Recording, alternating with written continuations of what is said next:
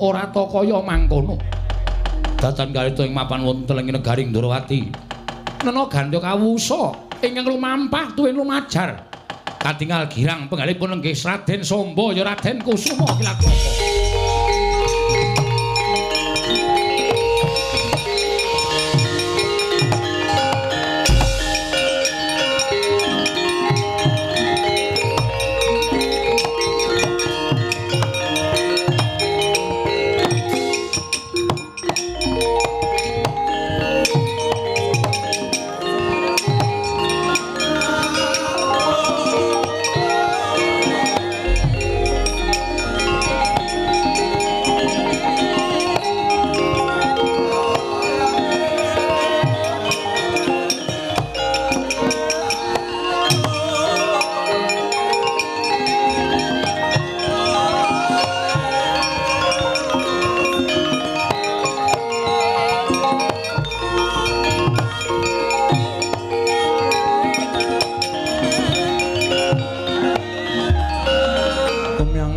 Sangyaning Prawadya Bala Mandekata lawan Bindi pasur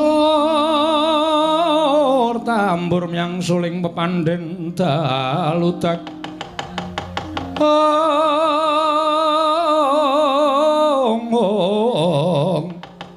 pasur tambur myang suling pepandhen daludak ing ya jagat Dewa Bathara ya jagat Pangestungkara. Kakang Mbok, aja gelo, rasamu aja sedih. Dela Angkasamba menanteng ana ing gedhong gedhah ing mapanane negara ing Traju Trisna. Apa ingkang dadi sarana nggonku bakal bisa mecah gedhong gedhah. Ingkang wis diwenehi daya kekuatan dening Kakang Bima dina samengko bakal kasembadan. Sak pecahing gedhong gedhah Kakang Mbok bakal ketemu karo aku, Kakang Mbok wis ora iso sinuyudan maneh. Rasa kapang jroning ateku ingkang persasat wis ndrebala sak gunung gedene, Kakang Mbok. Aku ingkang prapta, aja sedih rasamu, Kakang Mbok Agnyanawati.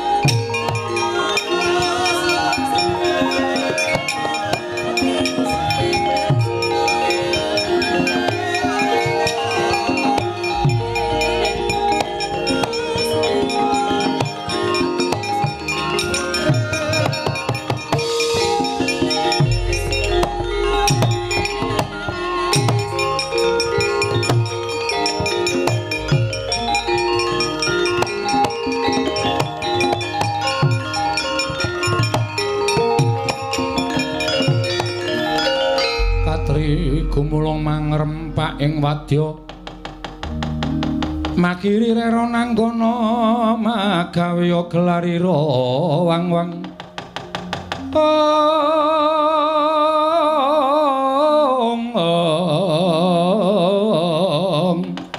ira wang-wang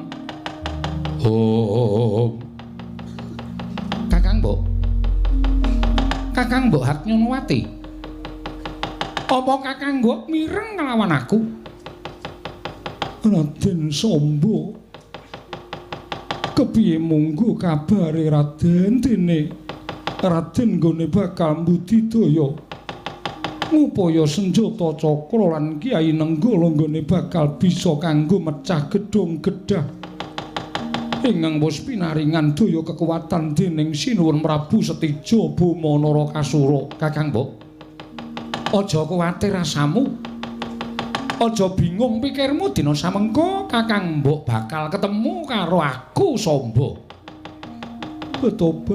Tobat kaya ngapa bungaing atiku Raden Samba. Dene dina samengko Gusti ngijabahi sarta menehi kekuatan nglawan Raden Samba ngene bakal bisa mbedah wujuding gedhong gedhah iki. Mula ora usah dadak sangga rungki Raden tumuli gedhong iki. Pecahan lan Raden kelawan aku bisa sak pejagong Raden. Niatku ora mung sak pejagong nanging yo nambani rasa kangenku. Rasa kangenku marang Kakang Mbok Nyolowati. Aku kelingan nalika Kakang Mbok Nyolowati didhawuhake dening kadangku Kakang Stijabama Narakasura. Ing nalika semono ana adicara sungkeman, lha kok sing disungkemi Kakang Mbok dudu garwamu Kakang Bama, nanging nalika semono kowe sungkem kalawan Samba. Malah tratapan atiku duk nalika semono jebul kuwi kinarya pratandha. Yen to sejatine Kakang Mbok Nyolowati kuwi wis nyimpen rasa tresna kalawan Samba Wisnubrata. Raden Samba mengko perkara nggone bakal nglairake pangunek-unek. Luwih becik lamun to gedhong gedha iki wis mbok buka sarta wis mbok pecah nganggo daya kekuwataning senjata cakra lan nenggala. Mara gage enggal bisa sak pejagong Raden. Yen to pancen kaya mengkono padha karo rasaku go adreng kaslak lan kepengin nata ning rasaku pinanggih kelawan geganti lan ing atiku ngasokake rasa tresnaku marang Kakang Mbok Nyolowati. Ya. Muga-muga bener apa kang dadi ngendikane Kakang Mbok Nyolowati. Gedhong gedha iki mung bisa dibuka srana kekuwataning senjata cakra lan Kyai Nenggala. Tak percaya nganggo pusaka wong tuaku sakloron muga-muga bisa kasembadan penjangkaku lan kekarepaning Kakang Mbok Nyolowati. Tan samar pamoring sukma sinukmaya winaya ing asepi. Sumimen telenging kalbu pambukaning warana. Eling-eling pusaka panggraitane tan prabeda kaya menungsa. Barang dening mangke kaya wis weruh marang kodrat lakuning Sang Wisnubrata ya Sang Samba. Mila kinarya ambedhah wujuding gedhong gedhah ingkang kinarya pakunjaranipun Sang Nyolowati. Kinoprokaken wani dening Raden Wisnubrata ya Sang Kusuma Kilat Moko. Satemah pecah punang gedhong gedhah. Ambyar dadi sewalang-walang. Ewadene kalaning jagat gayaning para dewa. Pusaka kekalih bali marang Nata Ndrawati tuwe Nata Mandura kaget nggih Sang Samba Wisnubrata wae.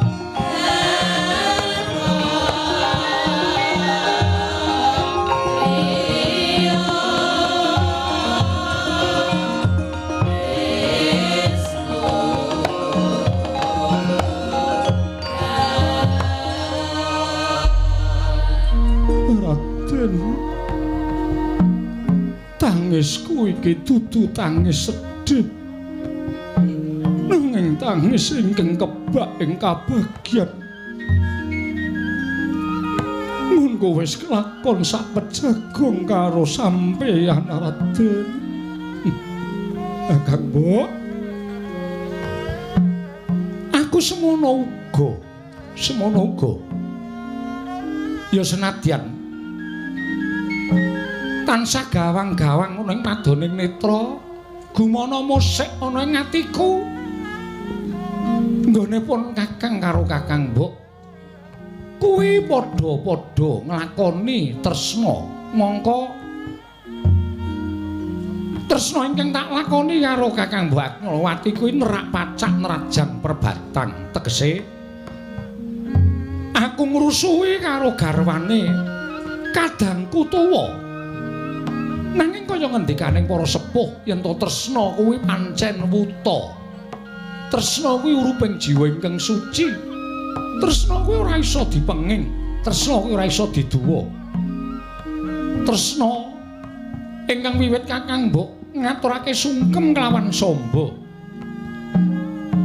Nalika semono mung dak petung ana telinging ati nanging jebul saya suwe, saya ngrembaka, saya suwe, saya gedhe. Nganti wis ora kuat ngampah marang rasa kapang, rasa kangen. Wekasan aku nekat nganti wani tekan Traju Tresna angewat kelawan garwaning Kakang Bima. Wis ora usah dadak disebut asmaning Prabu Bima Narakasura anane ning kene ming samba karo Haknyanawati. Kakang Mbok mestine ora usah nyebut Kakang Mbok. Ingkang kudu duweni tata krama jejering wanita. Raden Samba samangke sampun katingal bilih keplok boten asta setunggal nanging asta kalih. Menawi wonten suka lilaning penggali monggo kula kanthi manjing wonten ing patenggan supados sampun boten wonten abdi ingkang prisa Raden. Wah. Bareng Kakang Mbok Haknyanawati sepisan malih sampun mawi tembung Kakang Mbok Haknyanawati ngaten kemawon. Iya Haknyanawati. Bareng sira matur ingkang kaya mengkono kaya lumaku ing wanci ketiga ngerak angagak-agak. Monggo ora ana tetesing ngembun. Dumadakan aku weruh wujuding blumbang ingkang kimplah-kimplah banyune tumuli kumudu-kumudu angokop marang toya wening mapan ana ing balumbang mau. Yen to pancen wis nuju prana kelawan penggaling sira Yayi Haknyanawati, ayo. Wis ora ana sangga runggi meneh. Wis ora ana rasa tida-tida walang ati jroning ati. Ndak derekake manjing patunggon. Menapa ingkang dados kersa paduka badhe kula ladosi satatanipun kula ngladosi dhateng jejantunganing ati Raden.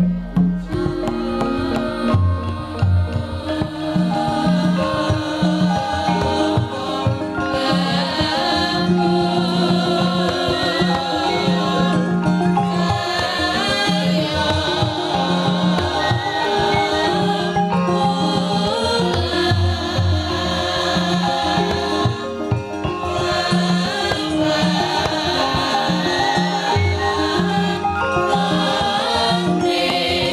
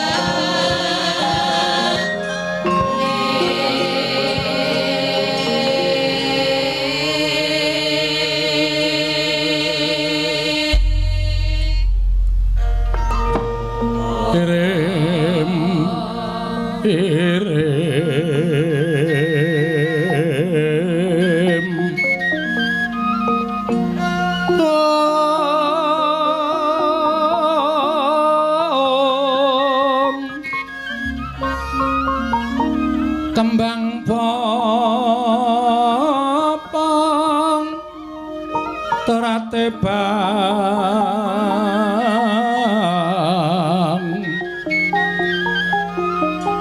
rerayungan loma lengkung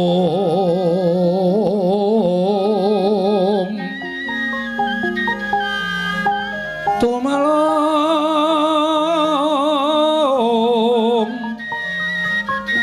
urmambat wetyan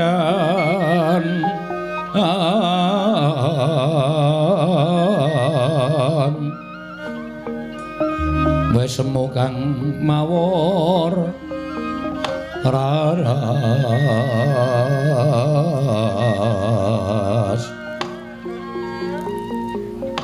nyuwun pangapunten Raden teka panjenengan sajak kuwatos saklebeting penggalih mboten jenak anggenipun lumampah sareng lawan Kang Rayipun Hagnyanawati. Wah, lah kok ora kaya adat sabene kok atiku kok tratapan ya Hagnyanawati. Tratapan kados pundi? Lah ya wong pendak-pendak Sirayayi ketemu karo aku iki mesti ning njaba. Ning iki mapan ana ning negara Trajutresna. Mula pendak-pendak ana swara iki aku terus maksir. Pendak-pendake ning swara ki atiku mak tratap mengko gek-gek ning wadyabala Trajutresna ingkang weruh kelawan kahananku ingkang kaya mengkene iki mula Blakasuta atiku ora jenak atiku ora tentrem lha kersanipun kados pundi lah ana kene iki ditanting kekuwataning samba yen pancen aku kuwi gedhe rasa tresnaku ya nadyan ora jenak ora ayem ora kepenak nggonku nglakoni ning kudu tak kepenak-kepenake mergo yen upama aku ninggal Taman Trajutresna iki mestine bakal ora ketemu kalawan Sirayayi. Inggih. Nek ya wis ben. Wis ditekati wae. Upama ana sing weruh mestine mengko ana cara dioyak terus dicekel. Mengko tak oyake tak cekele tak paringane brana picis supaya nggo bingkem cangkeme. Aja nganti kandha karo sapa-sapa. Menika ugi langkung prayogi nanging menawi langkung tentrem kula sampun matur menawi monggo manjing wonten telenging patenggan wonten ing papan pesarean menika langkung sekeca Raden. Tegese piye kuwi? Mapan wonten ing patenggan wonten ing papan pasarean lajeng korinipun mangke dipun nep utawi dipun tutup badhe boten wonten ingkang mrisa. Kuseta. Yen ana wong loro wedok karo lanang ning nggon sing ora weruh wong kuwi jarine mbebayani. Mengko bakal ana iblis ingkang bakal mbisiki karo atiku ning pancen ya iblis kuwi tak suwun supaya ndang teka. Omeng arep ngono kok dadak klewo-klewo. Turinggi nyatanipun kula sampun ngaturaken menapa ingkang sampun kula raosaken. Kula menika mboten gadhahi tresna sekedhik kemawon kaliyan Prabu Setija.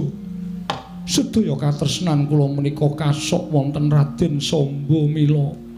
Samangke menawi sampun mapan wonten ing patenggan panjenengan badhe menapa kemawon. Kula namung tansah nglanggati tuwin ngadosi kepareng paduka Raden ing umyang gumura sarengganing para wadyabala mandheka lawan bindi basa tambur miyang suling pepandhen dalu dak wis suwe nggonku ngrasake rasa kapang, rasa kangen. Jroning kangen yen ketemu karo gegantilaning ati kuwi ning diajab pancen mung kudu kepengin nindakake karonsih tegese campuing priya lan wanita. Hagnyanawati. Mumpung iki wektune isih ana kalodhangan ingkang mirunggan sarta iso digunakake. Ayo to.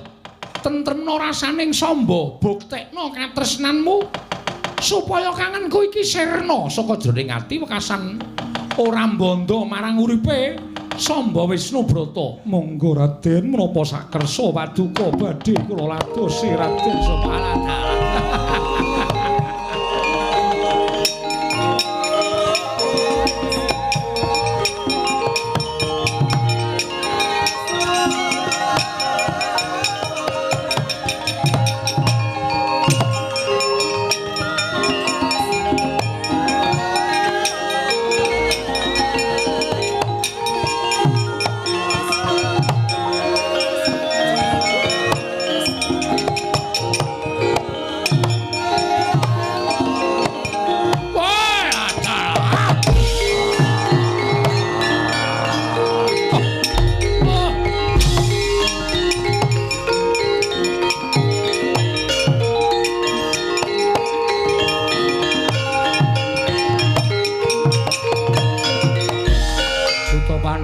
Toto Gati Wisraya Indriyaksa Sara Maruta Pawana Bana Margana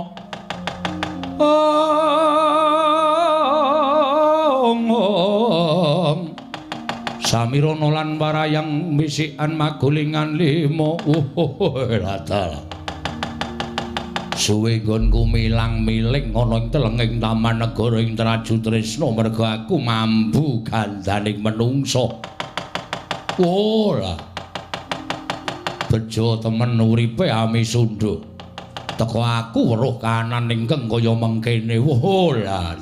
Putri Traju Tresna. Prameswari ingkang ora isa dadi patuladan. Ingkang ora isa dadi panutaning para wanita sak negara Traju Tresna la kok dadi laku bedang ora pangling. Kadange taruna sinuwun Prabu Setija Buma Narakasura Raden Samba ingkang wani angewat garwa Prameswari Traju Tresna. Oh, dadi atur ngersaning Prabu Setija.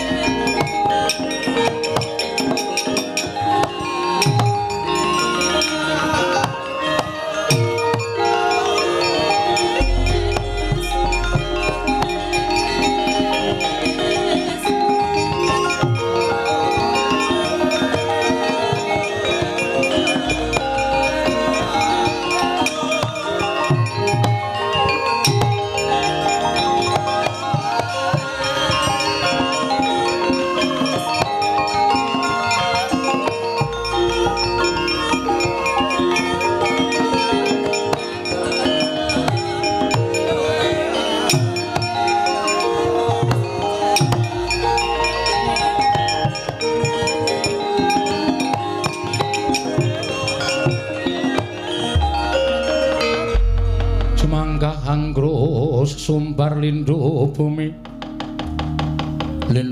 kunjing kumaludha kuntur ketup membak penyukang kumambang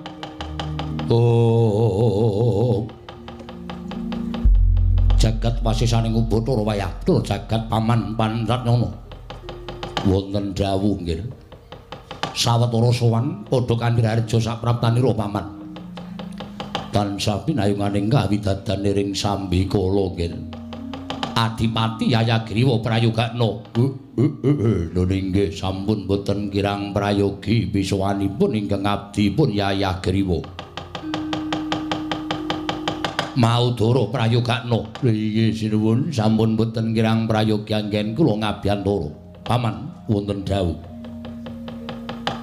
sawetara nggoning sun mapanake ya kuwi Yayi Haknyanawati mapan ning gedung Gedhah merga temeka tak wahyane mangsa kala dina iki nggonku mangun bebrayan kelawan Yayi Haknyanawati teka durung ngantuk jati ning pemarem sarta durung ngantuk sak tataning wong lanang ingkang diladeni dening wong wadon inggih nanging saka gedene rasa tresnaku marang Yayi Haknyanawati aja nganti Yayi Haknyanawati sarta aja nganti ana wong kang ngerti marang lelakoning Setija mula tumuli tak papanake ana ing gedung Gedhah ingkang ora bisa dibuka dening sapa wae kejaba Munarindra Trajutrisna Prabu Setija Bumanara Kasura lan nalika semono aku wis nate sak pejagong kelawan Yayi Haknyanawati dheweke tak tari apa to sababe lan panyuwune apa supaya gelem leladi kelawan Setija nalika semono Yayi Haknyanawati matur kelawan panjenengan ingsun kaya ngapa kageting rasaku bareng Yayi Haknyanawati matur yen to dheweke kepengin digaweke wujuding margagung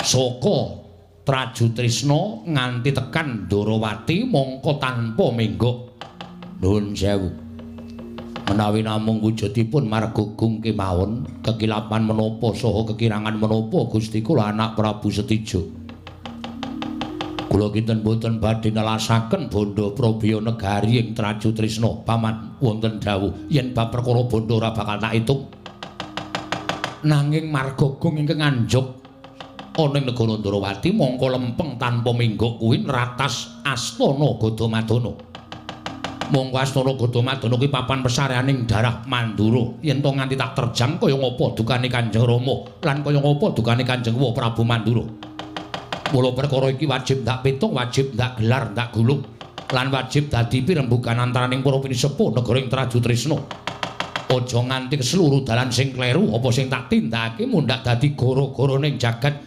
Trajutrisna lan jagat Ndarawati paman Pancatwana byak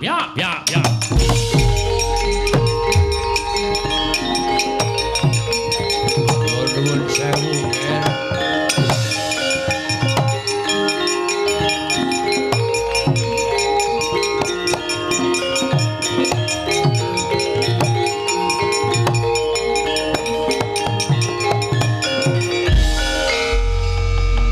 Sunda inggih kula ingkang sowan sinuwun gawe kaget tanpa tinimbalan kowe sowan ana wigati apa mugi andadosna ing kawuningan sewu-sewu kalepatanipun ing abdipun Ami Sunda diagung pangaksami menawi atur kula ingkang sakmangke adamel kejut penggali paduka lho gawe kaget penggali ingsun ana wigati apa nalika semanten kula nedheng miling-miling angrondani negaring Trajutrisna lampahipun ing abdipun Ami Sunda dumugi wonten ing Taman Negari ing Trajutrisna papan gedung Gedhah papanipun Gusti Ayu Haknyanawati ingkang garwa kagiat raos ing manakula jebul wujuding gedung Gedhah sampun boten wonten nalika semanten tumuli kula wantun-wantunaken mlebet wonten ing taman niti priksa kawontenanipun taman mugi andadosna ing kawuningan nalika kula dumugi wonten ing taman jebul nuwun sewu nggih bilih ingkang garwa Dewi Haknyanawati sampun runtung rerentengan kaliyan satunggiling priya Maudara wonten timbalan ing adhawuh Apa pancen kepara nyata sing mbok tingali mau? Ih, mboten klentu. Menawi ngantos klentu jangga kula ingkang kinarya lintu. Hami Sundha, mbok menawa pancen ana abdi dalem priya ingkang nderekake marang tindaking ratu Gustimu, ya kuwi Yayi Dewi Agnirawati. Waduh, nyuwun pangapunten. Menawi abdi kula menika kathah ingkang tepang jer kula sampun dangu suwita wonten negaring Traju Trisna. Menawi kula nyebat asma menapa paduka mboten kejoting penggalih. Sapa? Sapa Misundha? Sapa sing wani bareng karo garwaku? Monggo papan ingkang dituju menika patenggan inggih menika pesaryanipun ingkang garwa. Lho. Pesaryaning garwaku kok dadi renteng-renteng karo wong lanang. Sapa sebutna? Inggih nyuwun pangapunten. Sareng kula tingali nyuwun pangapunten lho sinuwun. Mboten pangling inggih menika ingkang rayipun Raden Samba. Samba inggih. Wah, parah. Wah.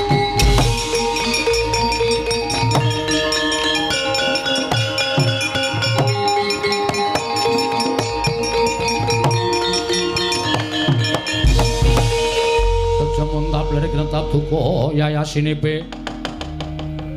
Netra kocak ngundarandir hidup nyomangolon Joko wadanani rombaranang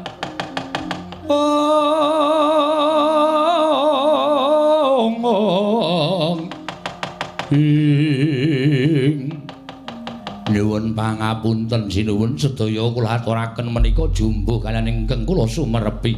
Woh ladalah mboten nginten babar pisan bilih ingkang rayi Raden Samba Watun idak-idak dhateng Kanalindran Paduka.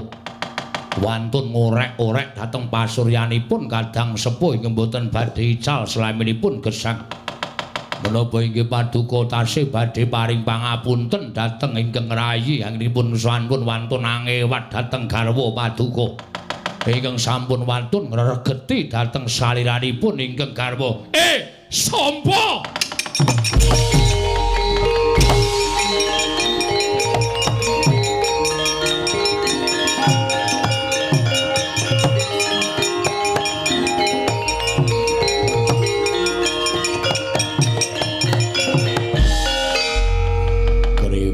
Dadi grojokan. Waduh, Rekyana Pati kados pundi?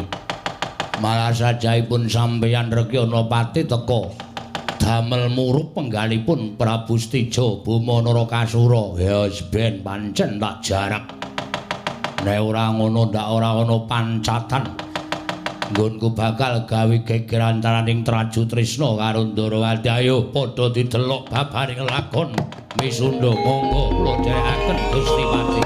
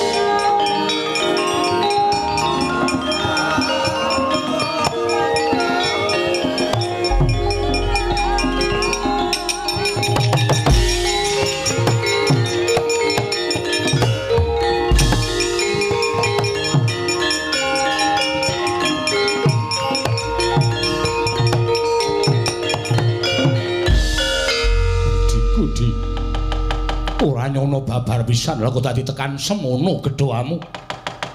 Nggonmu wis wani ngorek-orek marang pasuryaning kadang tuwa kowe ngidak-idak malah Kanalindranku. Lah kok dadi kowe muta tuli yen kuwi mbakyumu dhewe, Samba. Samba. Kowe tegel karo kadangmu tuwa, Samba, adikku cah bagus. Kowe aja mlayu, Samba, ayo temonono kakangmu yen pancen kowe lanang tenan, Samba.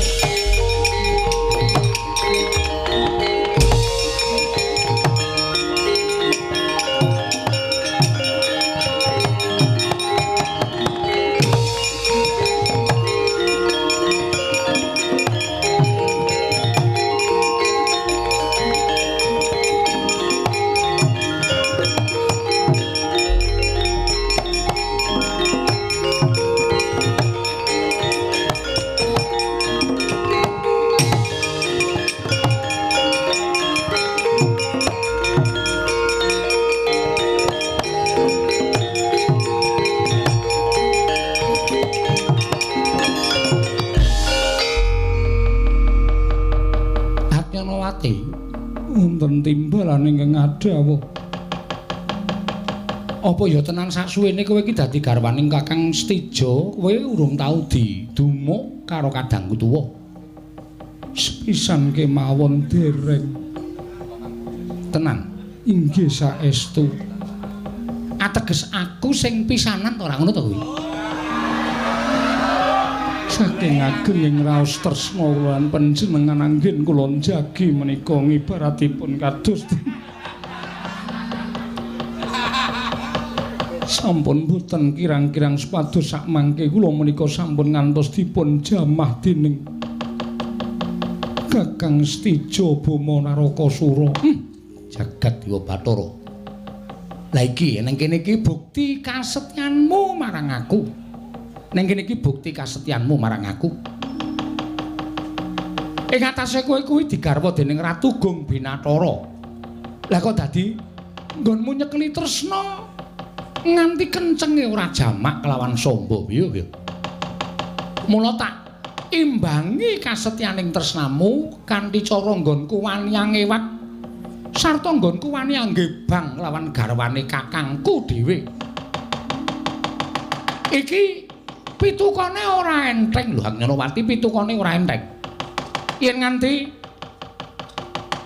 nganti kakangku iki ngomongko ngerti Kakang Prabu Stijo kuwi engko pirsa. Saora-orane mesti nyawaku ing ditotohke. Nyawaku ing ditotohke. Hak Nyanowati.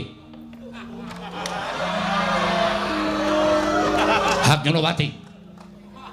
Sapa? Suwantenipun Koko Prabu Stijo mati. Aku mati aku. Aku mati iki aja sembrono iki. Nek nganti Kakang Stijo tekan kene iki aku mati tenan. Nyanowati aku delikno. Mbok inggih sampun dipun adhepi kemawon to Raden.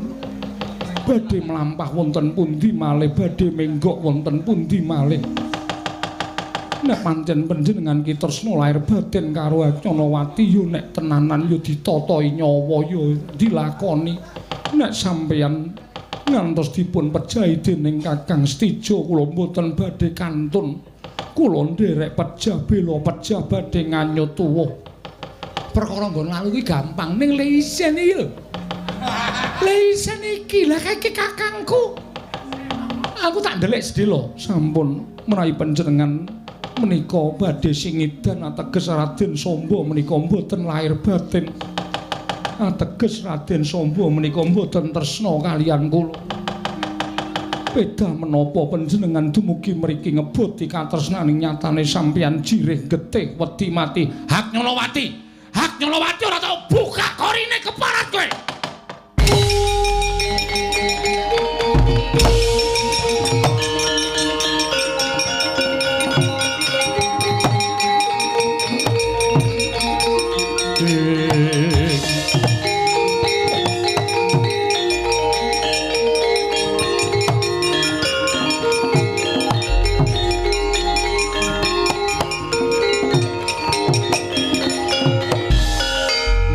Anggro sesumbar lindho buming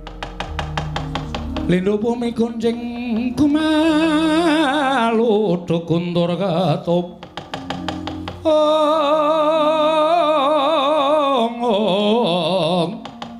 lumembak penyukang kumambang dosang Wisnu Bathara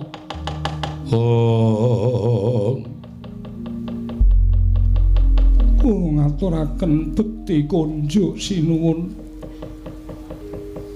Koko Prabu, kula ngaturaken bekti kula konjuk Koko Prabu.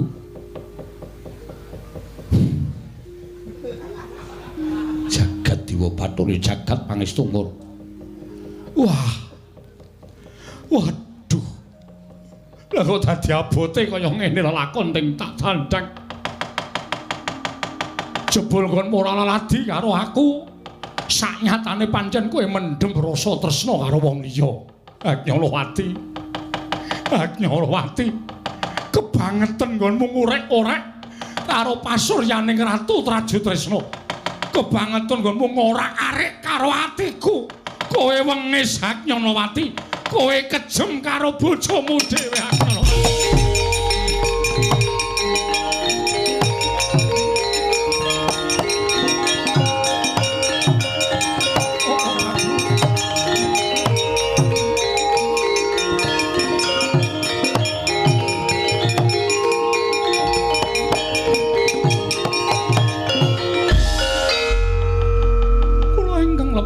Koko Prabu.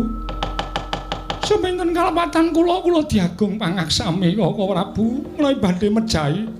Tuhan badhe ndawaken pidana sampun ngan Kakang Mbok Agnarawati ing pranyata Kakang Mbok menika mboten klintu.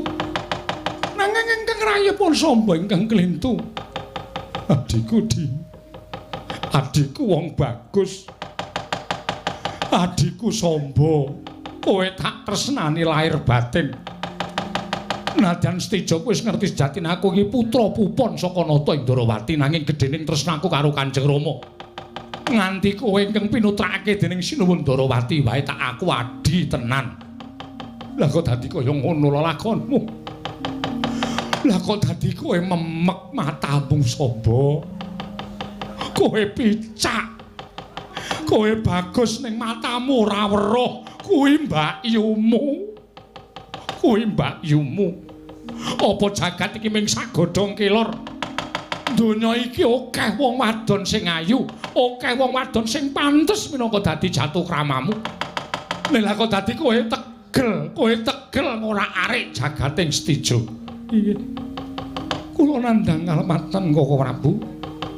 Mila dosa menapa ing badhe kula sandhang, kula mboten badhe selak. Kula mboten badhe selak. Ya lumrah. Ya lumrah. Kowe keluputan tumrap negara Traju Trisna ora ana hukum sing pantes tok sandhang kejaba mung tak hukum gantung kowe tak pateni. Ning apa ya rampung? Apa ya rampung? Yen kowe tak pateni Kanjeng Rama mireng, mesti aku didukani dening Kanjeng Rama, gedene aku bakal dihukum dening Kanjeng Rama. Samba, piye? Piye carane kudu nengahi lelakon iki? Inggih. Kula sampun ngakeni kalepatan sinuwun kula ingkang nglepap. Sinuwun sampun ngantos Raden Samba ingkang dipun pejahi. Upamiya kula kapatrapana pidana ingkang pantes namung kejawi amung dipun hukum gantung kula ugi nderek pejah. Agnarawati. Wonten dawuh. Kowe menengo cangkemmu. Nggih. Menengo. Matur akeh-akeh ora ana gunane kowe mbela karo awakmu. Kowe mbela karo awakmu kanthi dasar katresnan. Katresnan karo adimu. Ya si Samba ya adiku iki. Wis ora ana gunane. Menengo. Inggih. Iki sing ditanting mung atine Setija Bama Narakasura. Piye nggonku kudu ngadepi marang lelakon iki? Yen aku nggunakake tata hukum pernatan hukum adil negara ing Traju Trisna, adikku mesti bakal nampa pahukuman ing kesakmurwan. Ning apa ya lelakon iku bakal rampung yen to Samba wis tak hukum gedene hukum pati. Mula aku kudu iso nengahi lelakon iki ing sak traju, sak bobot, ing sak timbang. Aja nganti abot sisih. Samba, wonten dawuh. Agnarawati. Kula wonten dawuh. Ku tak takoni wong loro. Inggih. Kowe seneng karo mbakyumu? Inggih. Inggih. Ayo wangsulan. Inggih. Ayo wangsulan. Inggih, tresna Prabu. Lahir batin, lahir batos. Suwi nggonmu tresna. Sampun dangu. Agnarawati. Wonten dawuh. Kowe tresna karo Samba? Menawi mboten tresna, kula mboten nglampahi sak tataning tiyang jejodohan. Ku rasa to critake. Biar nyebit-nyebit rasaku meneh ya. Inggih. Sing tak takoki mung perkara tresna. Inggih. Inggih, tresna lahir batin, lahir batos. Upama Samba tak patrapi paukuman, kula kedah manjing. Ugi dipun patrapi paukuman yen Samba tak pateni. Kula badhe nglampus diri pados margining pejah. Samba, wonten dawuh. Baliyo. Baliyo ning Ndrawati. Inggih. Baliyo ning Ndrawati, kowe nyuwuna pangestu karo wong tuamu, Kanjeng Prabu Ndrawati. Matura yen kowe seneng karo Agnarawati. Koko Prabu, wis to, ora usah nangis. Inggih. Yen Kanjeng Rama mengestoni kowe dhaup karo Agnarawati sing ngragati Samba utawa kowe karo Agnarawati sing ngragati Setija. Samba dhaup karo Agnarawati sing ngragati kadangmu tuwa ing Traju Trisna. Aku sing ngragati, aku sing dhaupke, aku sing dadi seksine. Iki gedhe atine kadangmu ing Traju Trisna. Nyuwun pamit. Ndang lunga. Inggih. Sinuwun kula kados pundi? Traju Trisna mbutuhke wong wadon kaya kowe iki. Melu karo calon bojomu. Inggih ngestaken dawuh. Nyuwun pamit Wong Prabu. Wis bali ya cah bagus. Bali ya. Mundhak selak ganti rasaku marang kowe, mengko malah kriwikan dadi grojokan geguyuh dadi kang.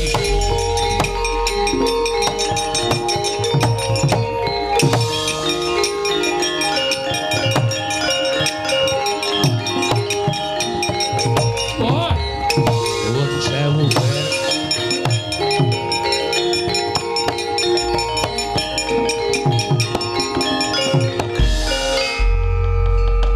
Rumiyin lha kok dados mekaten anggen paduka nengahi perkawis menika.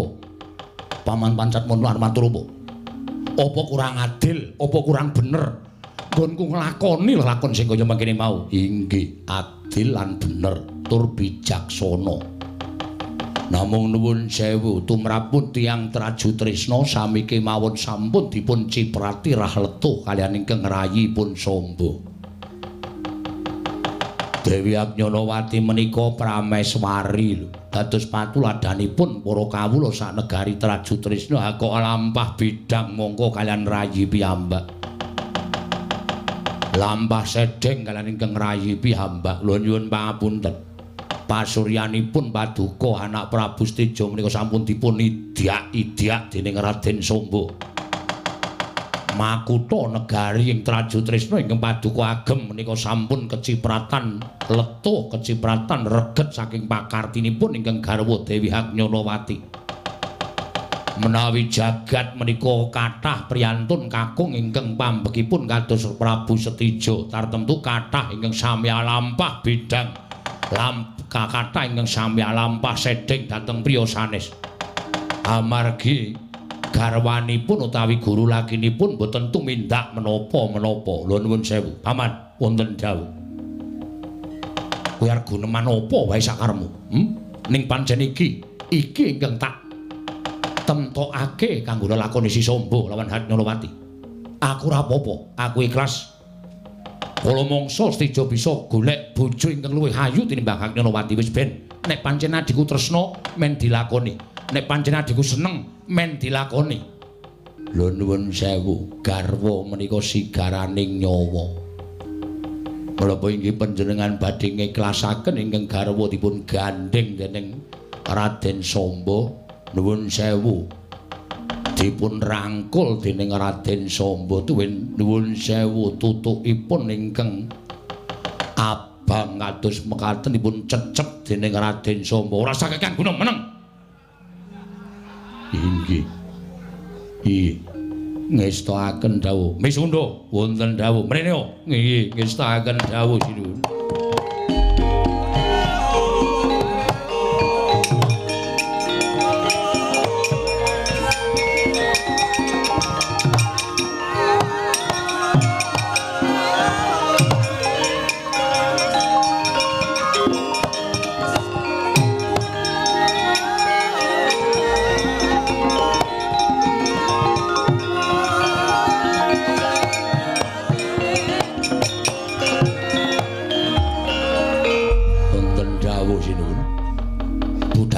Negara Ndarawati. Inggih. Nawala iki aturna marang Kanjeng Rama Prabu Ndarawati. Oh inggih, ngestakaken. Isining nawala kuwi tak jarwani lamun isining nawala mung kepengin bareng sak lakumu sowane adiku Sombo lan Agnyanawati. Ndak suwun-suwan ana ing negara Traju Trisna. Sendika ngestakaken dawuh. Aja nganti mbok kapak-kapake adiku Sombo lan garwaku Agnyanawati. Cukup nawala iki aturna marang Kanjeng Rama Prabu. Yen Kanjeng Rama Prabu wis nyurasa isining tulis sajroning nawala, kowe bakal ngerti apa karepe Setija. Lho nggih, ngestakaken dawuh. Mangkat dina iki misunda nyuwun pamit tambahe besuk. Sing ati-ati aja kaya bocah cilik.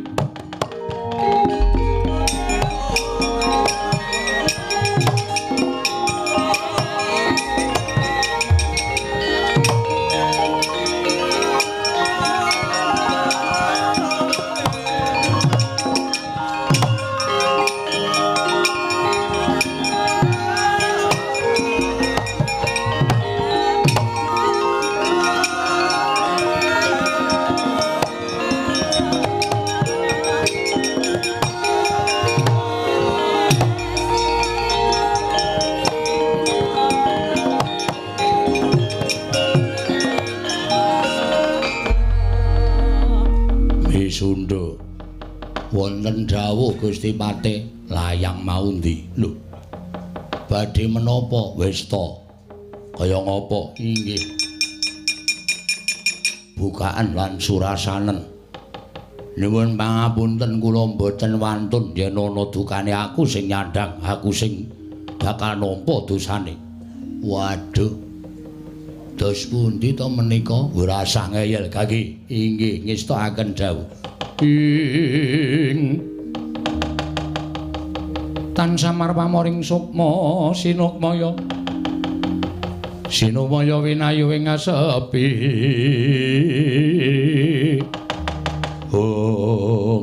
piye isine suraosipun sinuwun Setija anggenipun nyuwun pangapunten dhateng ingkang Rama sinuwun Ndarawati krana sampun dukani dening kalian Raden Samba lan Dewi Agnyanawati lan sinuwun Traju Tresna sampun ngiklasaken Dewi Agnyanawati ginarwa dening Raden Samba malah sakmangke upacara dhawuhipun dipun suwun wonten garing Traju Tresna dimul wonten sangandhap piyambak kula kedah lampah sareng kalian Raden Samba lan Dewi Agnyanawati sowan dhateng negari Traju Tresna badhe dipun kepiyakaken dhawuhing pinanganten. Wisudha wonten dawuh. Kowe Nayaka, kowe Punggawa Traju Tresna, saiki aku tak takon karo kowe, ana lelakon kaya mengkene kowe melu isin apa ora? Inggih. Wangsulan, inggih sejatosipun lingsem. Krana Prameswari kok tumindakipun kados mekaten, dudu perkara Prameswari sing tumindak kaya ngono. Yen Gustimu Dewi Agnyanawati tumindake ora patiya salah ning sing picek mripate ora nyawang karo kahanan ora weruh karo kadange tuwa Raden Samba menungso kaya ngono kok putrane sinuwun Ndarawati titis Sang Hyang Bathara Wisnune ngendi aku tak takon apa ora tumurun lan ora dinehi panggul wenthah sing becik karo bapakne anak ratu Gong Binatura kok tekone sak ngisoring dlamakan kelakokane jijiki wani ngewat karo bojone dulure tuwa. Wah, pancen iblis tenan. Kula kok suwe-suwe melu mangkel yen pancen rasamu mangkel karo Raden Samba. Nggonmu ngirit Raden Samba karo Dewi Agnyanawati. Yen bisa mbok piloro ning dalan. Aja nganti dheweke wutuh tekan Traju Tresna menawi wonten dukanipun Prabu Setija aku sing bakal nanggung. Ha inggih setika ngestaken dawuh Gusti Pate.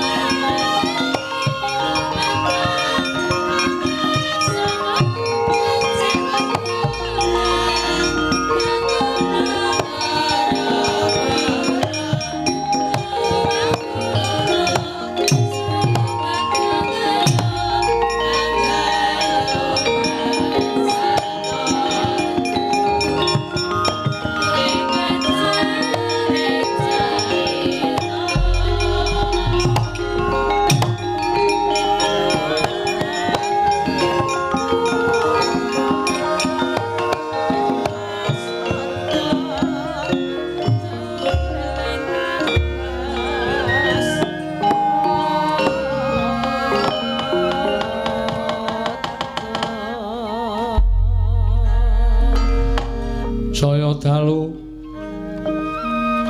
aras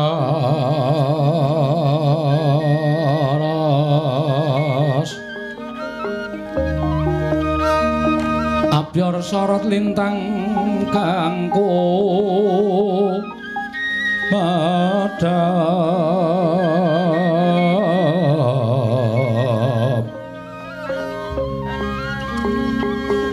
tete sonya madya ratri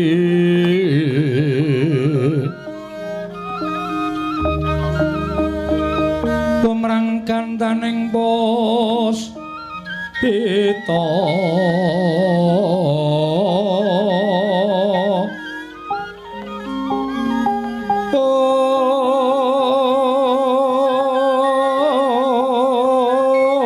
karenggiwan putyanira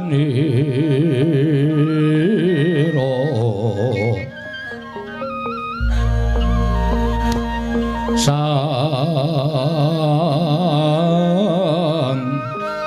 Dwijawara mbrengengen lir swaraning matu pranta manungsung sarine kembang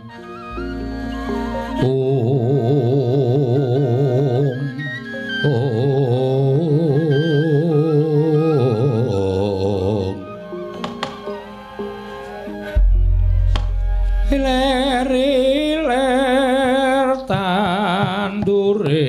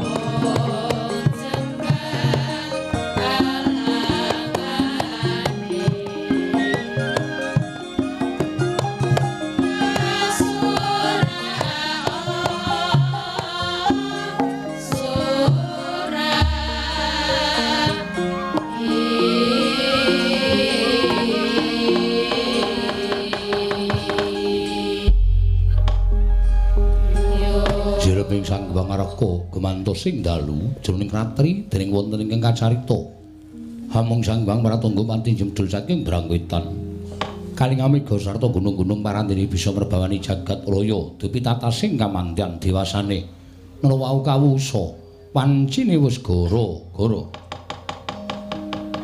Sukramangkara tumpak menda tete kalapa sumawer cita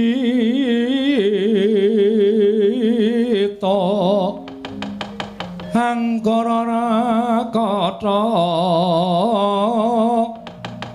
buta maesara Spati mintuna eka dwi tricatur panca Satsapta hasta Hastana Wadasa Apa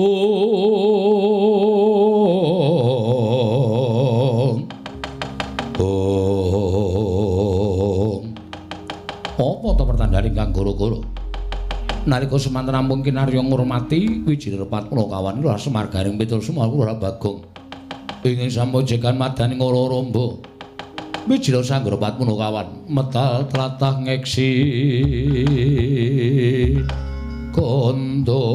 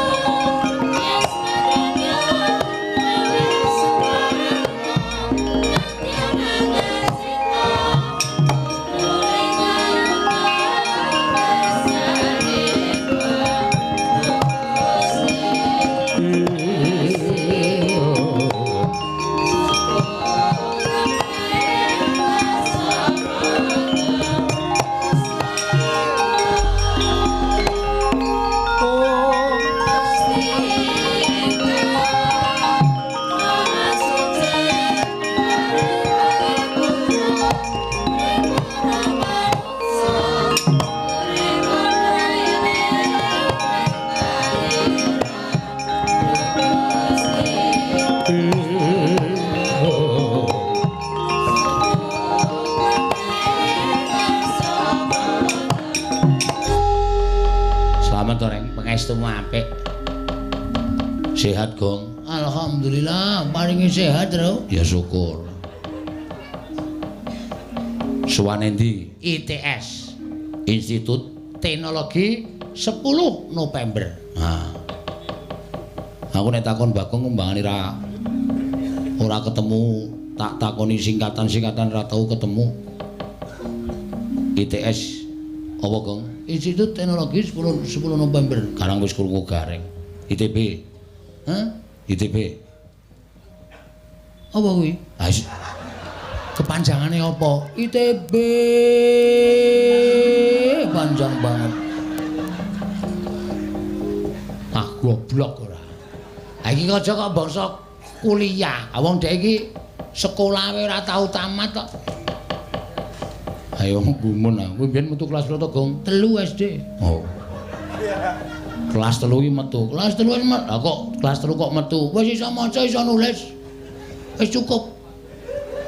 Nek ora iso hitung percuma. Hitung iki belajar ning pasar. Oh. Anggere ngerti nulis pira wis beres. Rada dadak kuadrat-kuadratan mari pecah sirahe. Nek ya ana sing kudu pinter kuadrat, ngono ahli matematika kae nek ngitung. Ha saiki tak takon nek pancen kowe pinter ngitung. Ayo. Reng, Apa? 300 ping 3. 100. 100 ping 2 1800. Terus 4.463 dibagi 3.474. Cek, ayo cek. Angel, Gong. Wis ngono ahli matematika. Aku iso apa pira? Sithik banget. Sithik banget dengkulmu mlocot ora. Konjur ming sithik banget. Sing penting iso, wong iki tergantung jawabane kok. Ha iya. Ning yo sekolah ki penting. Lho kaya piyai-piyai kene lho, ning ITS kuwi arep kowe ahli perkapalan lho. Iso. Oh, ana mung gawe dayung iso. lho. Anggere kayu terus dijebebehke ngisore, nggo ngene wae iso. Lah iya ning kudu nganggo teknik, Gong. Ah iya aku wis paham, wis ben anakku sing pinter, bapakne goblok ora masalah. Semboyanku pokoke bapakne lulus metu kelas 3 SD ning anakku kudu paling ora ki tekan Perguruan tinggi. mati boloro malah ngrekos. Maksudnya piye perguruan tinggi? Ora usah dhuwur-dhuwur. Perguruan tinggi mesti lemu guru ning dhuwur banget. Perguruan tinggi kaya kene iki lho. ITS perguruan tinggi fakultas apa? Lho, Ane anak-anakku tak lebokke teh anu teknologi ora cocok. ora cocok. Niate pancen sing diangka iki hukum. Oh, ya syukur. Jo nek lulus pengine dadi apa? Wasit.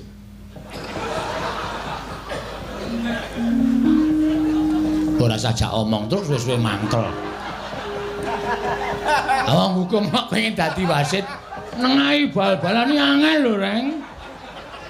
Saya saiki nek bal-balan kelas rendah, kuwi kerep gelut. Nek ora ana wasit ki nek kurang adil marai geger. Mula wasit ki disepelekke. Ha iya, Ning nek sekolah hukum kuwi ora jurusane ora tekan wasit. Aku tekan wasit, kuwi ora hukum to. lah iya. Hukum garis, hakim garis. Heeh. Nek ora kaya ngono kuwi, Gong. Oh, Ora pas. kuwi ahli apa utawa metafisika? Ngene. Ora. Arep nganggo tangane dhek ora iso. Metal fisika. Metafisika kok metal fisika. Canek goblok ora. Wis mentro sing penting anak-anakku ya aja gleleng saiki wis mlebu ning perguruan tinggi. Njupuk apa? Rena-rena saiki ning Polsek lho. Njupuk apa iki piye? Wah, oke sing dijupuk aku ya nggumun. Mlebu kuliah oleh. Heeh, Pak. Terus jawabe, njupuk apa le? Ya engko sak entuke, Pak. Ya, aku ya. Mulai nggo komputer loro. Papan tulis, heeh. Aku ngerti-ngerti digawa kijang. Nang Polsek. Nang Polsek, wah gleleng. Anakku malah kajen nang Polsek. Wah, kok kajen? Ngungkuli bupati ya. Kok ngungkuli bupati? Bupati ki nang nguyuh ora diterke kok. Oh, Anakku nang Polsek nguyuh diterke. Monggo sing ngeterke nggawa bedil, ayo. Ora aman banget. Kuwi iki dikawal ora anu ora ditutke dilindhungi ki ora ning anakmu ndak mlayu kuwi merkarane ngono kuwi lho Gong kowe iki goblok banget rumangsaku ki omong-omongan kowe iki marai mangkel marai ora cocok marai terus nesu mergane saking apa goblokmu mula wong ki mbutuhke ngelmu lho aku punya ilmu kedikdayaan ora ilmu kedikdayaan ngumet candasmu iki piye reng sabar kemut-kemut sirahku truk musuh wong goblok ora ilmu ya ora mung ilmu matematika ora mung ilmu fisika ora mung ilmu IPS ora mung IPA ya wis iso maca wis akrab karo Iwan lho kok akrab karo Iwan barang ki apa lho aku ki maca ki akrab wong telu kancaku Iwan Budi karo Wati kuwi kancaku akrab soalnya kowe mesti aneh Iwan pergi ke pasar Budi dan Wati menunggu Iwan oh wong telu kuwi iki pelajaran maca SD lho aku anggap Iwan karo kakane karo Budi karo Wati kancane sebenarnya lho nang kepethuk aku lho aku kepethuk ya mlesek ning buku ana kepethuk ora wis candasmu mangkel kan aku jelek ya aku omong karo cah siji iki goblok banget Sasa ngomongke ilmu, gending. Oke. Fakku.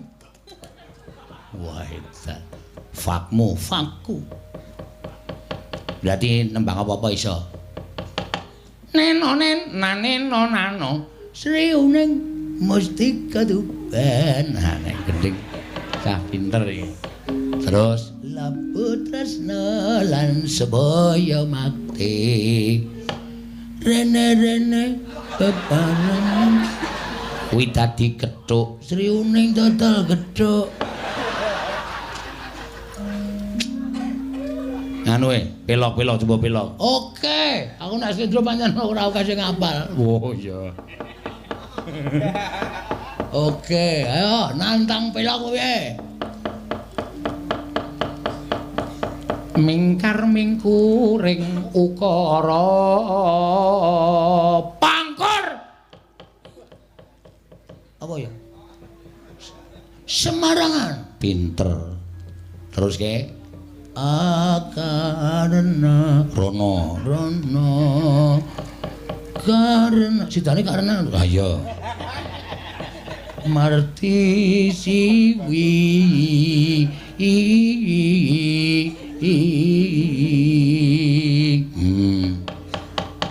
sinaur sinawung ora nyaur ayo resmine kijing kijing gembleki ndasmu wis sama aku apa-apa emosi nah aku iki nek musuh wong siji iki goblok ngayal petuk wis ora ngerti ngelmu babar blas. Lagu terus. Oh iya. Aku nek cara kuno iki ora hafal. Iya. Aku wong modern terus. Ah iya. Aku nek nang omah nek nyetel basa lagu-lagu modern. Oh iya. Dangdut. Ya. Aku penggemare Roma Irama. Irama orangi, Roma Irama. Nek Jawa Roma Irama. Wes bedhe ana. Aku melarat akhir biyen. Iki lagune sapa? Ora perkara aku melarat kan biyen.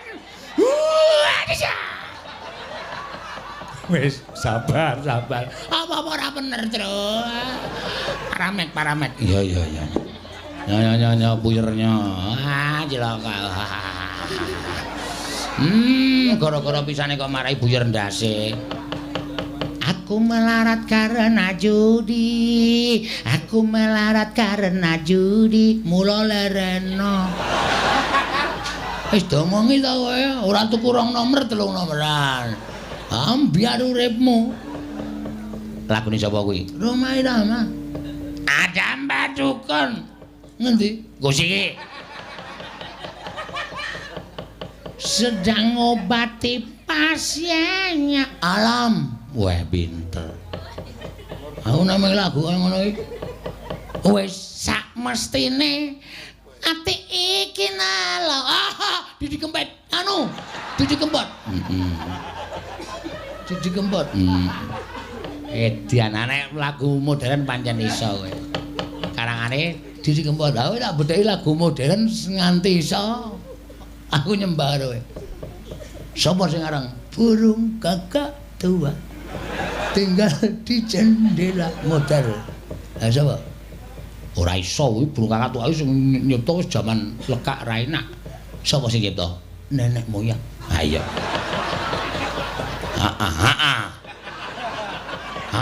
Yes. Ya ora kena nesu. Kowe nek kalah karo Bagong terus nesu kok. Aku arep nembang terus ora ngurusi Bagong. Yo. Wah, iki ngono malah gaya kok. Ha. Eneng pamundutan sore mau sing urung diaturake ya kuwi Bawa Sidwase Langgam Setya Tuhu. Sing kepareng ditulis apa asmane ning nggon amplop? Mbak Ayu Purwalestari. Wah, apik suarane Mbak Ayu Purwalestari. Bojomu wis nyinden goreng? Ora caturan, ora nyinden nyoben, ora caturan. Ora omongan. Kowe nek takon iki sing apik le wangsulan reng, aku takon apik-apik bojomu wis ora nyinden kok. Ora. Terus. Bener tak ngerti bojone iki bareng nyinden urung. Sak tanggaku ya. Antil lho kowe. Ngopo to? Ame cewek bojone gareng kan celat. Nek nyinden iki lucu. Cicit-cicit. Aku ngerekam lho, Reng. Kene kok banting bapemu rekam ora. Ya aja nesu, monggo Mbak Ayu. Mudhun. Ayo, jumeneng Mbak Ayu. Endi ta sing jenenge Ayu iki? Aku ya apa? Oh, alah kacamata ta. Gleleng. Ah iya. Kok gleleng piye? Ayo gleleng kowe iki tetep kalah gleleng ro jaran. Lho, lah kok ora jaran? Jaran kae kacamata nganggo sabuk ora kathokan wani ayo. Ya kan beda. Kowe wani apa? Ya kan nika jaran. Kene kanggo ngandhong. Nek ana sinden cangkeme kaya ngono kuwi. Ora wong edan ta kuwi? Kacamata kok ora gila. Ayo, aku wis gila tak buang kacamataku. Wo. Nanging napa? Ayo nek ndelok apa-apa gedhe. Heeh. Aku nguyuh tau mlayu dhewe. Lah keng napa? Ambo, weh apa iki aku? Tak kira nek digubet ula sapa. Ha ta. Ngedan ora. Ya. Setya Tuhu apa? Saking sinten? Ana nyonya nek ora percaya aku darani gawe-gawe. Oke. Saking Mas Heri Manyar Surabaya minta bawa Sidwasih Setya Tuhu ning lene Tresna Tuhu. Sinden Mbak Ayu Purwalestari. Nggih. Dititipi mboten. Nah. Nah. Nggih. Ya ik gonamu ik ndak entek ik. Ora kebagian gemremeng ngandhake Romayanto. Nah. Oh, bojone iki ya penyanyi dangdut. Andine Roma Irama sapa? Romayanto.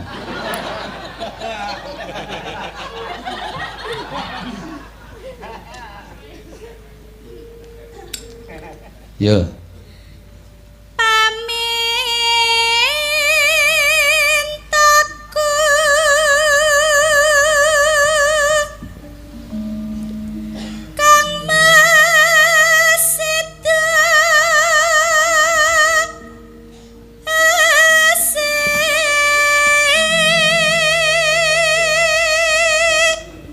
Bojoku sing gelem nyinden ya saingan nek karo Ayu.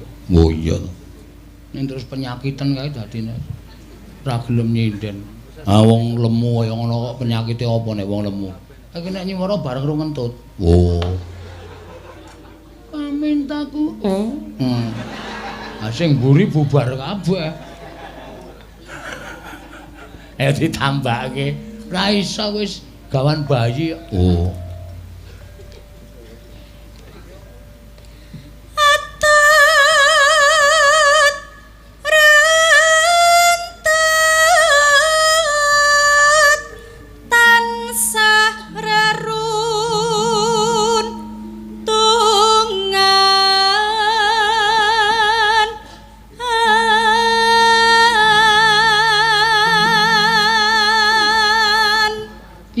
sarina sawa ngene ing sarina lan ngene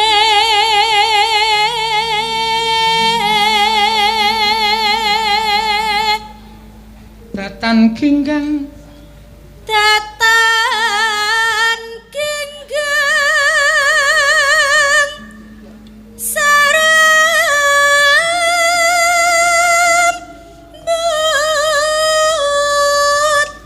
lamun adoh caket ing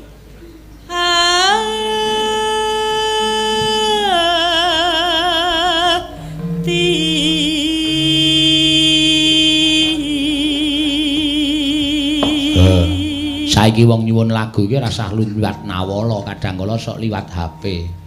Mula kok ya sedia. Iki era modern, HP iku duwe gah. Lho. Ngopo iki, Kong? Wingi glotro bakul pulsa e. Lho. Kok iso? Wes larang-larang ra entuk apa-apa tiwas nggawa tas kresek. Ha to. Ki ora iso nggo nampa WA, Bu. Tukake pulsa, Mas. Ngono. Nyos 100. Mangkat aku nggawa tas. Ha iya. Are ora nek tuku 100 ki ra entuk akeh. Ha iya. Bareng aku tuku ki ngenteni sak jam ki ora didol-doli. Ming dinengke wae. Tak takoni pulsane pundi niki? Mpun masuk cengelmu kuwi aku. Masuk mana ngono? Nesu sing dol-dol. Masuk situ mana? Wujude enggak ada. Wah, geger nganti dipisah tangga teparo. Lha mulane kuwi butuh sekolah. Sing jeneng pulsa iki ora wujud barang, ning terus dilebokke ning HP-mu. Ora krasa e? Ha ya ora krasa. Ning wis mlebu dhewe. Aku pancen mbah aku goblok aku. Heeh. Mulane ngakoni. Dek mben kaya dituku obat, kon nungku bojoku kon tuku obat tidur. Heeh. Lah aku mliwat dalan sing sepi-sepi banget. Ha ngopo? Engko nek obate tangi?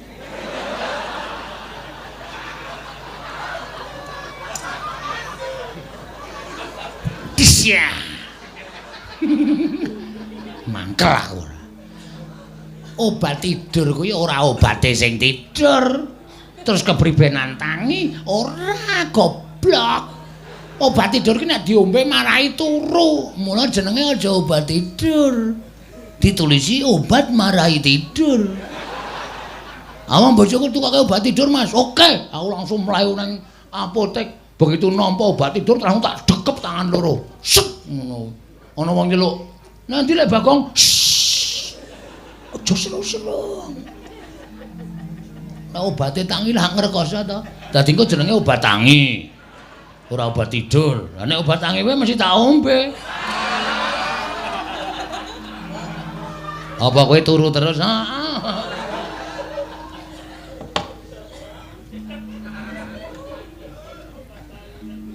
Pindho mimi lan mintuna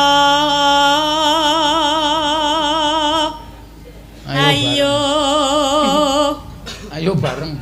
Kan pundi? Hah? Kan pundi? Netepi waduk. Iya.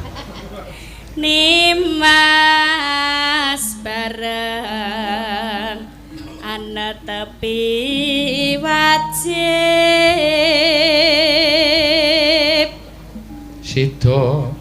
Sida asih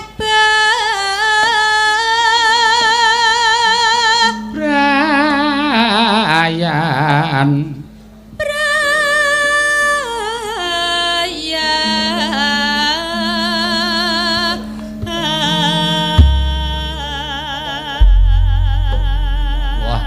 iki saka Pak Kunto sing ngersake fragmen ketoprak mau apa ngirim WA meneh terus iya panjenengane ora kersa dadi aktor kakung grogi jarene heeh sing kepareng anu Mas Mbak Tatin karo Mas Keswan wae niki wau saking Pak Kunto ingkang sawiranipun dipun tambahi. Oh iya.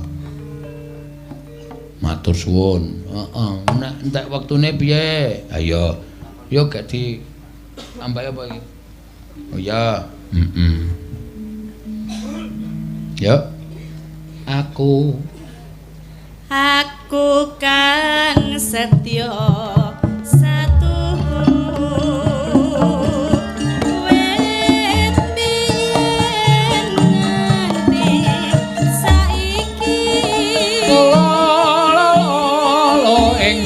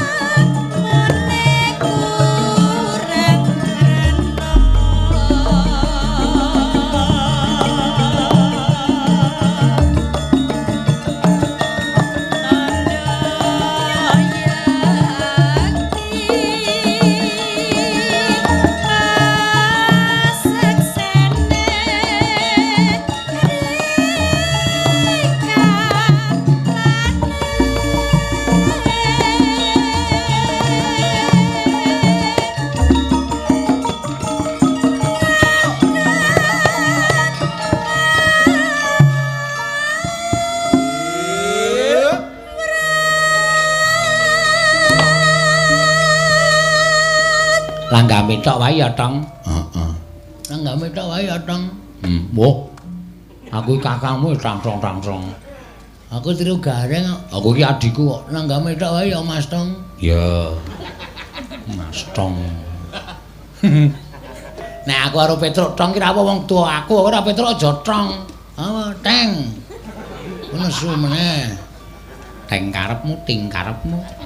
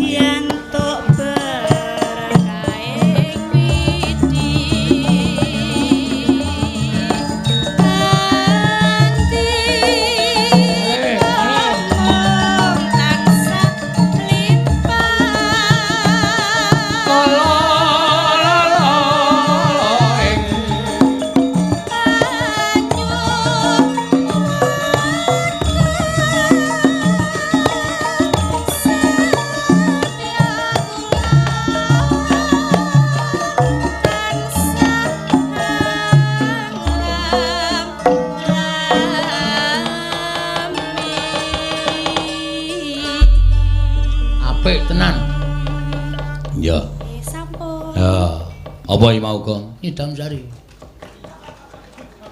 Wah, mbok kowe iki nek ora takon Bakong ngapa ta, Tru? Aku nek ora omong Bakong iki mumet dasku.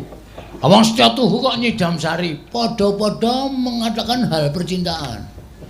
Setya Tuhu iki yo artine aku kang setya tuhu wit biyen nganti saiki bebasane kuru kencing berdiri kurit kencing berlari.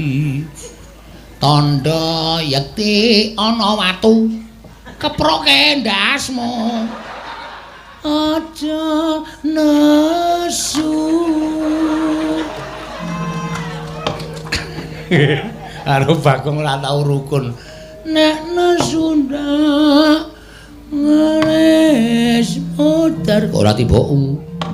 Modaru. mengkare ngenggokke huruf kok kangelan.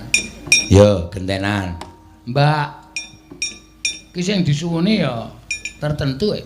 Ya ora apa-apa, ora masalah.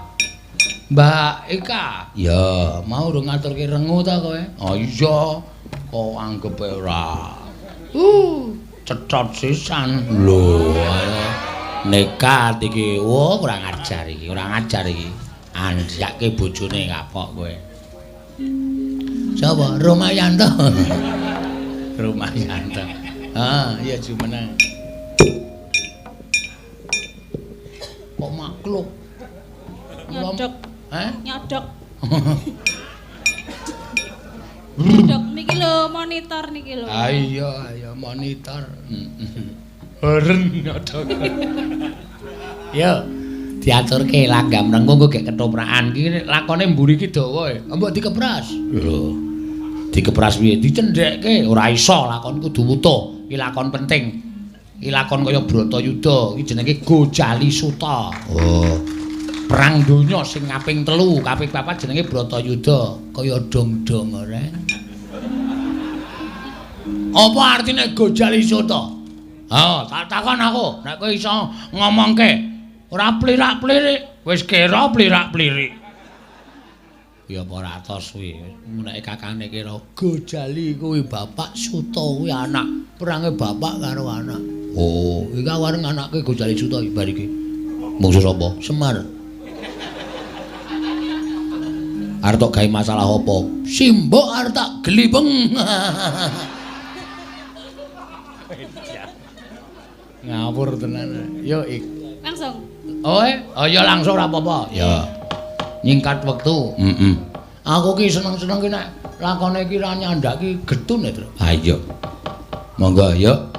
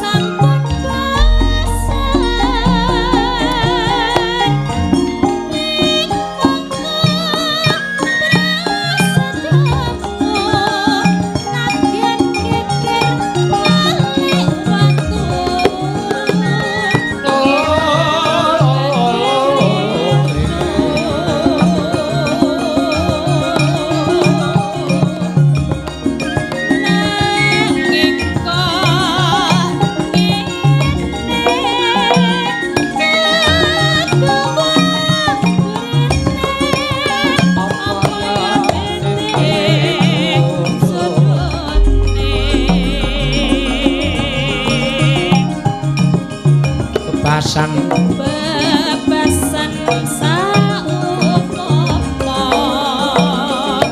kaya ngenteni upang bening selalangke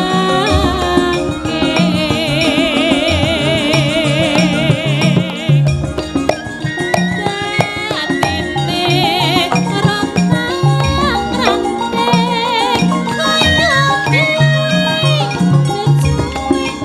Makassar